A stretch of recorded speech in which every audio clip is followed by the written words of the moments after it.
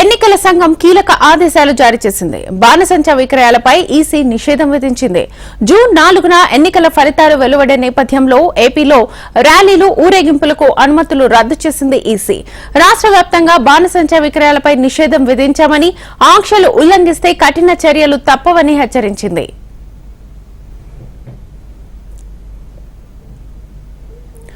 పల్నాడులో ఉద్రిక్త పరిస్థితులు కొనసాగుతూనే ఉన్నాయి. టీడీపీ చలో మాచర్లకు పిలుపునివ్వడంతో ఆ పార్టీ నేతలను హౌస్ అరెస్ట్ చేస్తున్నారు పోలీసులు.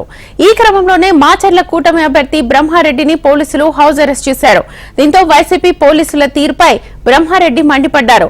చలో మాచర్లకు అనుమతి లేదంటూ పోలీసులు నోటీసులు ఇవ్వడాన్ని తప్పుపట్టారు. గాయపడ్డ కార్యకర్తలను పరామర్శించడానికి వెళ్తుంటే పోలీసులు అడ్డుకున్నారని ఆగ్రహం వ్యక్తం చేశారు. తప్పు చేయకపోతే మాచర్ల వదిలి పారిపోవాల్సిన అవసరం ఏంటని ప్రశ్నించిన జూలకంటి ఇప్పటికే పోలీసులు వైసీపీ నాయకులకు మద్దతు పలుకుతున్నారని ఆరోపించారు. చలో మాచర్ల కార్యక్రమానికి పిలుపునివ్వటం జరిగింది. దురదృష్టం ఏంటంటే మా నాయకులు ఎవరైతే రాష్ట్ర నాయకులందరూ మాచర్లు వస్తున్నారో వాళ్ళందరినీ కూడా గృహ నిర్బంధం చేయటం అనేది బాధాకరమైన విషయం. ఎందుకంటే గాయపడ్డ, నష్టపోయిన కుటుంబాలని, కార్యకర్తల్ని, నాయకుల్ని పరామర్శించటం మా కనీస బాధ్యత. గత 10 రోజులుగా నన్ను హౌస్ అరెస్ట్ లో ఉంది.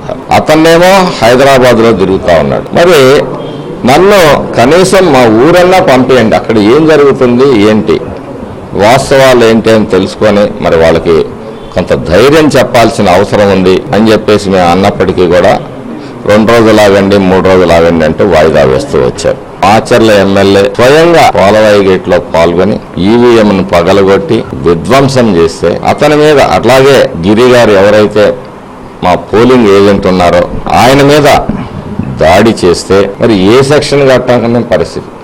ఒక రకంగా ఏంటంటే పల్నాడులో ఇవాళ దాడులకు గురైన వ్యక్తులందరూ కూడా ముందు ప్రాణాలు రక్షించుకోవడానికి పక్కన వాళ్ళు పోలీస్ స్టేషన్కి వెళ్తే పోలీస్ స్టేషన్ లో కంప్లైంట్ చేసుకునే దిక్కులేదు. ఆ పరిస్థితుల్లో వాళ్ళు అక్కడ ఉండలేక మరి మీ మీద కూడా కేసులు పెడుతున్నారనే పుకార్లతోటి చాలా మంది చెట్టుకొకళ్ళు పుట్టకొకళ్ళు పోయారు. మేము ఎవరైతే గాయపడ్డారో 74 మంది లిస్టు కూడా పోలీస్ శాఖకి సమర్పిస్తాం.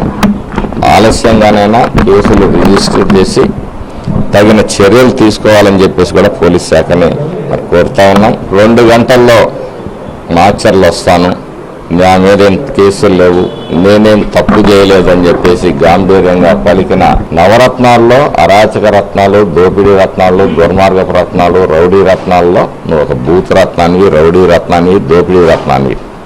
అన్ని నవరత్నాల్లో అన్ని క్వాలిఫికేషన్స్ నీకే ఉన్నాయి రామకృష్ణారెడ్డి. దోపిడీలో కానీ, దుర్మార్గంలో కానీ, దౌర్జన్యంలో కానీ.